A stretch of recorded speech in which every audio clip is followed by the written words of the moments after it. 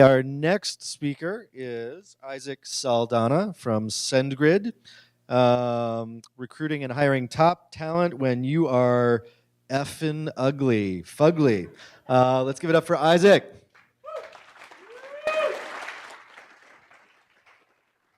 Hi, everyone. So my name is Isaac. I'm with a company called SendGrid. And for those that don't know SendGrid, SendGrid is a cloud-based service that helps companies increase email deliverability, scalability, and metrics. And I'm going to start with a quote.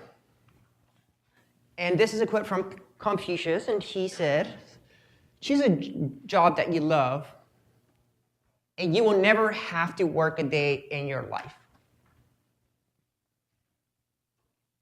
That's extremely important, because those of you that are creating companies, you're the ones that have to create these jobs. You're going to have to create the jobs that people are going to love. And if you want to be able to change the world, if you want your employees to change the world, they better love their job. This is one of the biggest contributions I've done to the world. Sorry, I'm not that smart, so I had to come up with something. And pretty short, but if you're not fugly, you will be. And what I mean by this is that if you are a sexy company and then you start getting revenue and you have to focus on revenue, then you may become unsexy. Or if you get acquired, there are companies like have been extremely sexy and now you don't necessarily want to work for them because they weren't as sexy as they were.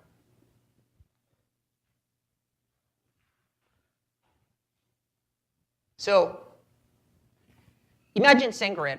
SendGrid is a fugly company. We are B2B, and we do email. That's pretty sexy. Not. So for us, when we started, just having a pipeline of candidates was extremely difficult. So when you start a company, if it's fugly, think about how you're going to have a pipeline of candidates. So what we did initially is we hire recruiters. So we hire recruiters, and fortunately, they actually got us candidates. But our process was get a candidate, talk to the co-founders, and hire. And sometimes it would be like, oh, I think he's going to do good. Let's hire him. We were extremely wrong. We didn't have a process. We didn't know what we were doing. So think about that when you start a company. When first, you're going to have to worry about the pipeline and then about the process. It's one of the most important decisions you're going to make in your company, the people that are going to join. So pay attention to that. Don't ignore that. Don't just go back to coding and hire people and don't put priority on who you're going to hire. Think about the questions. Think about how are they going to love you that day or two that you're going to interview them.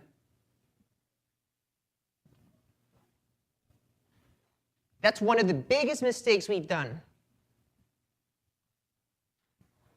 So you should try to avoid that.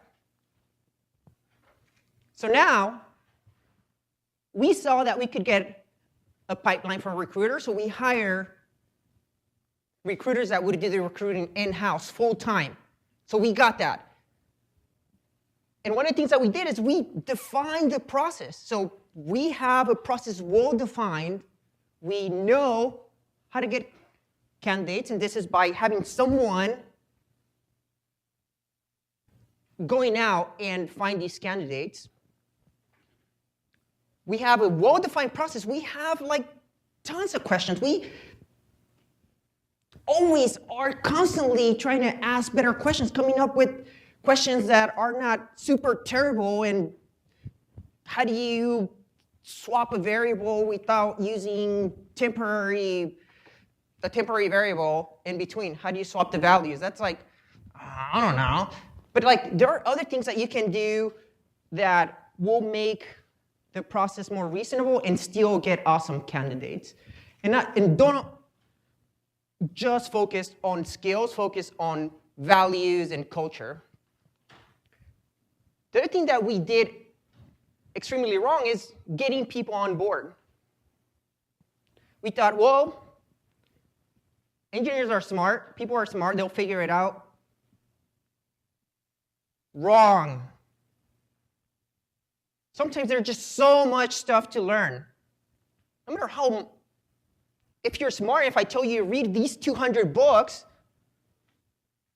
I don't care how smart you are, it's going to take a long time. You don't want that, but if I told you to ask, if I asked you to read 200 books and if I gave you 200 summaries, it's going to be much better. So that's what I'm talking about, making it easier to get people on board. So pay attention to that. Don't ignore that. Don't make the mistakes we've done. And you have the option to do that. It's worth it. So we're an email company. We're B2B. Not only that, but we made decisions that made our company even fuglier.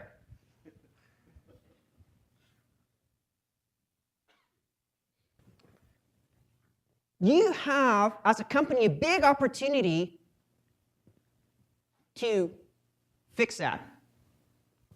We chose things like unsexy languages like Perl. No one wants to learn Perl.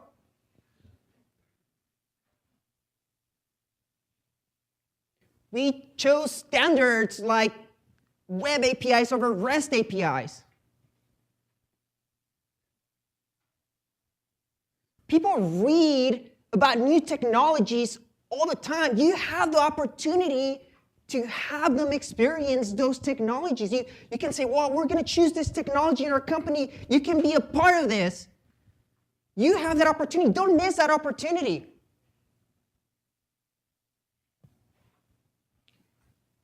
And why do people want to try new things?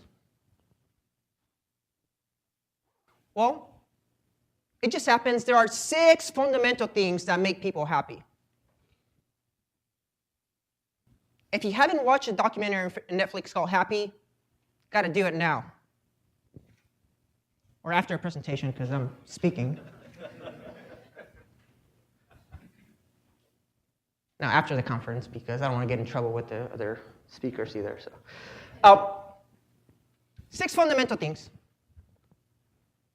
One of them is play, so sports, video games, activities.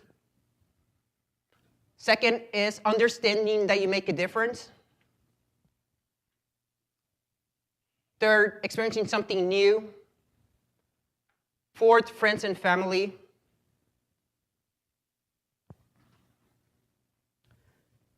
Five, being thankful for what you have.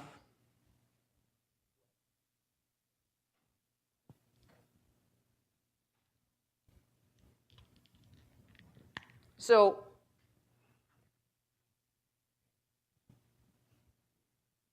experiencing something new is a fundamental thing that makes people happy.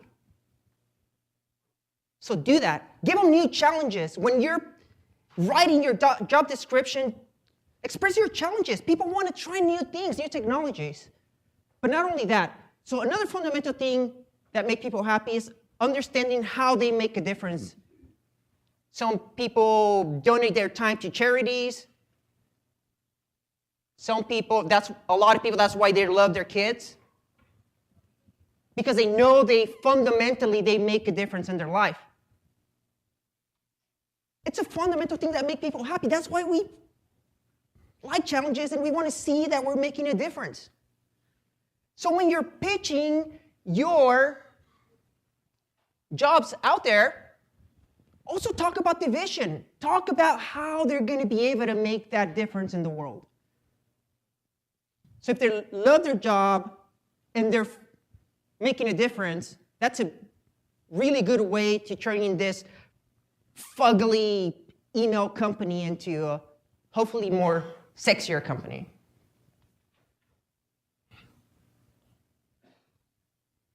The other thing that we experience is that mentors were available. Like people fundamentally want to help. They want to make a difference. Take advantage of it. Startups, I believe, need mentors. It's a fundamental thing. If you're starting a company, get mentors. Sometimes you don't know what you don't know. They're going to tell you what you should be looking at.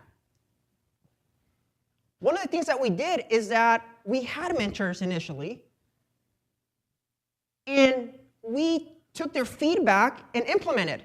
So they felt they were making a difference, so they got excited and joined SendGrid. So a lot of our executives started being mentors. Take advantage of that. Especially if you chose them to be a mentor to begin with, you probably thought they were valuable. And for us, that was the case.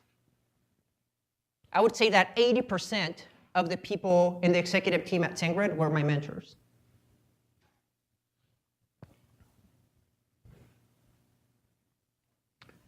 The other thing to understand is that employees want to grow professionally and be sexy. This is extremely important. It's not just about the founder's growth. It's about everyone. Everyone's a team. Everyone wants to grow professionally. So one of the things that we did is we wanted to create a cloud-based service that had the best customer support in the world, whatever that service was. Not only that, but we wanted to hire computer science majors that did support. Man, talk about being unsexy. Computer science majors doing customer support on an email that it's B2B and sends email.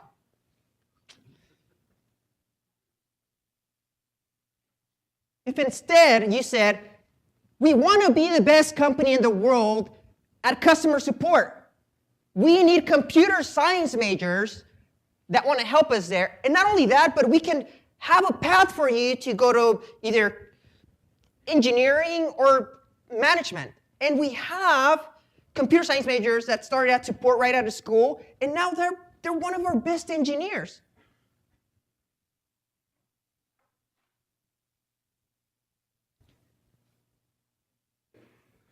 Steve Jobs, when he was trying to recruit a president from Pepsi, they told him that if he wanted to continue selling sugary water or make a difference in the world, I believe he saw that there was an opportunity for him to grow professionally, experience something new, and make a difference.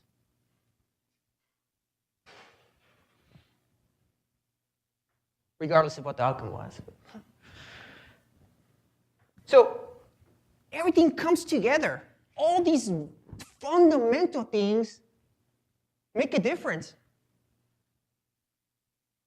So no matter if you have a product, if you have a service, the people that you hire are going to be the ones that make it happen. So why do you take that lightly? Don't take it lightly. They're going to be the ones helping you to change the world. The other things that we do is we help them get better at public speaking. So we help them go to something that we call Decker training. And before, if you would see me speak, I would be like, well, yeah, we're unsexy and stuff. But now after that training, you can feel my passion.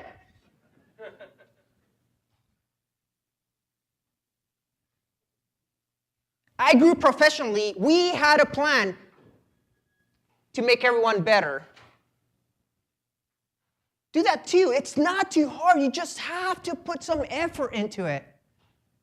Don't miss that opportunity.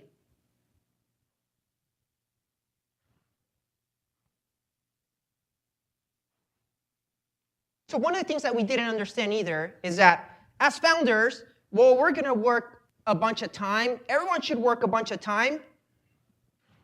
We had great engineers that had families. Do we expect them to work full time? No. The sixth thing that I didn't mention on this that make people fundamentally happy is health. You want people to be healthy. You want people to take some time for themselves. It's not about all just work. We all have family that makes us fundamentally happy, and health. We encourage people to go to CrossFit. A bunch of us go to CrossFit in the office. We have healthy snacks, protein bars, all that stuff. Don't miss that opportunity. 6 fundamental things that make people happy. Take advantage of that. Guarantee you that you're going to go from a really fugly company to hopefully something a little bit more attractive.